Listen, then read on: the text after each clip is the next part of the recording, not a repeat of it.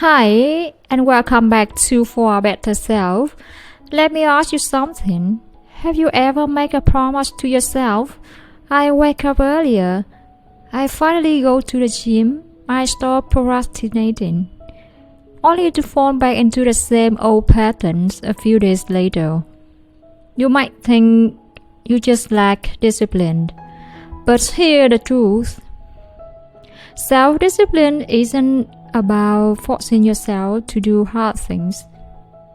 It's about building systems, understanding your habits, and aligning your actions with your values.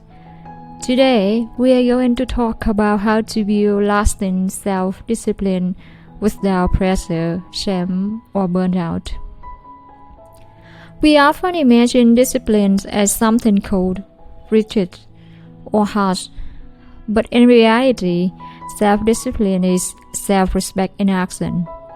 It's the ability to follow through on what you said you do, even when you don't feel like it. But it's not about perfection. It's not about suffering. It's about setting up your life to support the person you want to become. Discipline isn't starting with hustle. It starts with self-awareness and smart choices. The biggest mistake people make is trying to do too much at once. Instead of deciding to overhaul your entire life, focus on the smallest possible version of your goal. Want to get fit? Start with 2 minutes of stretching. Want to journal? Start with a single sentence. This is called the micro habits rule. And it's powerful because it builds momentum. Small wins strengthen your plan to trust yourself. They say, I can do this. As you build those wins, you naturally level up without burnout. Here's the shift that changes everything. Don't just build habits, build identity. Don't say, I want to write more. Say, I'm a writer, and writers write, even when it's messy. Your habits become easier when you are proud of who you believe you are, because your brain is wired to stay consistent with your identity. Want to change your behavior? Start by asking, what kind of person am I becoming? You are not weak. Your environment is just stronger than your willpower. Discipline gets easier when your surroundings are designed for success. This is called environment design. Examples: want to stop snacking? Keep the snacks out of sight. Want to focus? Put your phone in another room. Want to read more? Leave your book on your pillow. The fewer decisions you have to make, the less resistance you face. Make your desired habits obvious and your temptations invisible. All habits start with a cue, a trigger. Use this to your advantage with habit stacking. After I brush my teeth, I do 2 minutes of meditation. After I make coffee, I write down my top 3 priorities.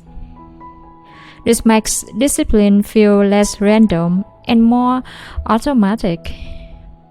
You are not trying to remember, you are just flowing with your routine that makes sense. Discipline isn't about beating yourself up. Self-compassion is actually a form of strength. Research shows that people who forgive themselves when they mess up are more likely to stay consistent. Instead of I failed again, just say I slipped and I'm learning. Think of the voice in your head like a coach, not a critic. Would you perform better with someone constantly yelling at you or someone encouraging and honest? Exactly, be the second voice. What gets measured improves. But this isn't about perfection, it's about awareness and consistency. Use a simple notebook, a habit tracker, or an app. Celebrate every day you show up, even for 2 minutes. Miss a day? That's human. Miss 2? Recommit. You're not trying to never mess up. You are trying to never give up. With your purpose, discipline becomes empty. Ask yourself, why does this matter to me? Maybe you want to feel stronger. Maybe you want to become someone your kids can look up to. Maybe you are tired of breaking promises to yourself. Whatever it is, make it personal. Write your why down. Look at it often, because when motivation fades, meaning stays. Let's look at a few people who master self-discipline without being harsh, just strategic. James Clear, author of Atomic Habits, rebuilt his life after a serious injury. He didn't rely on motivation. He started with micro habits, one push-up, one better choice, and built momentum over years. His principles: you do not rise to the level of your goals, you fall to the level of your systems.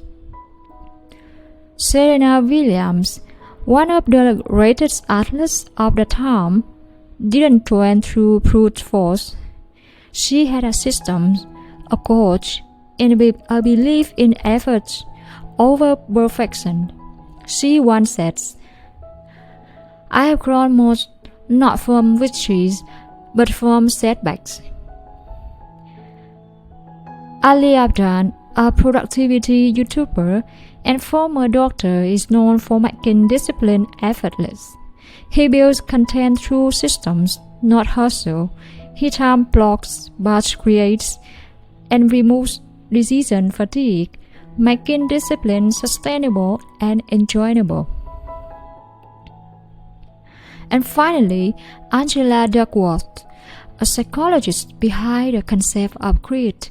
Her research shows that success is about consistent effort toward a meaningful goal, not talent. Grit is discipline with heart.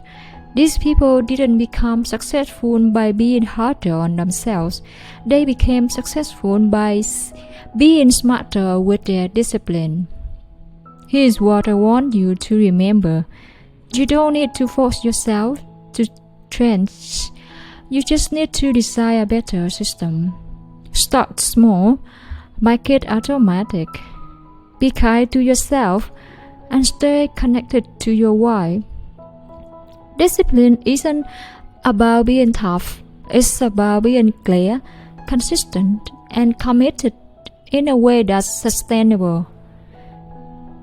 If this video helped shift your mindset, give it a like. Let me know in the comments what's one habit you are committing to this week. Subscribe for more tools, ideas, and mindset shifts to build your better self.